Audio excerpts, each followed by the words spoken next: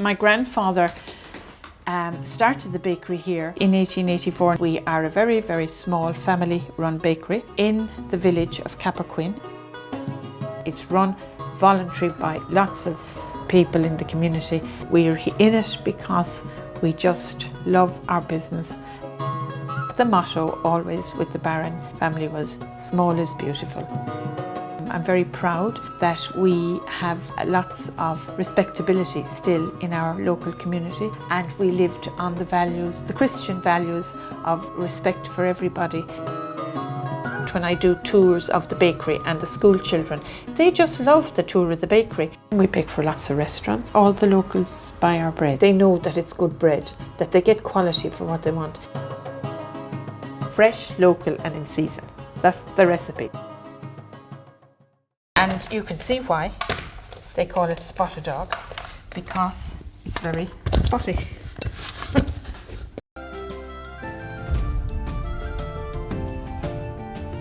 My life could have taken a different turn altogether because I wanted to do au pair. I was so saddened when I didn't get that job. I came home to help my father. I was so enthusiastic about the business, and you know, I suppose I was meant to be here. The memory of him baking bread was he just was so passionate about it, he loved it. My father had a van and went out the countryside with it, delivering his bread. People who were in their 60s and 70s, they'd be waiting for Joe Byrne to come, and he'd give a peggy's leg, which was a stick of sugarcane or barley, to the children. And my father used to always say, "I'm Joseph the worker." And he certainly was. He provided very well for his family. And he was the youngest of 12, and families are families. And I suppose he wasn't respected for what he did. But I was very proud of the bakery, and I was very proud of my parents. I loved what they did and respected that they worked hard for what we had. I just was a great joy to him at the end of his life. He was very proud. He told me that the week before he died. I always remember when he died, I used to be out making big batches of those soda breads and mixed it by hand, and I used to be crying. His goodness shall follow me always through the end, because he was a very good man. Somebody inherits something, you know, and there's a price to be paid for everything.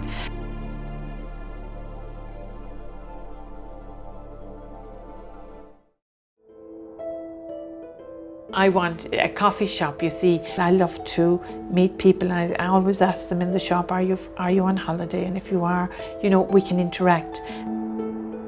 And it's the people you meet, no matter where you go. If you go to Hong Kong, or you go to Taiwan, or you go to New York, or you come to Cappoquin, it's a Céad Míle Fáilte, which means 100,000 welcomes. And we really have that in our tradition. We have been very hospitable. We're very welcoming. It's part of our tradition. It's part of who we are. We had a couple recently who were from New Zealand, sent us such a beautiful email thanking us, and did the people of Cappoquin realise how lucky they were to have Joe and Esther, who had this lovely coffee shop, who did it for a way of life. This was my baby. I added this on to what I inherited. Yeah. And you seem very proud of it. Very proud, very, very proud, yeah. I fulfilled my dream in life. The Farmers Market is an organisation, the Enterprise Board, which are people who try to set up and get in industries, small industries and small little farmer market. It was a culture that grew to reintroduce farmers markets were there years ago. They saw us as an anchor tenant because it would, you know, we were established business there. Well, I can pick up my bread there, and that would bring people.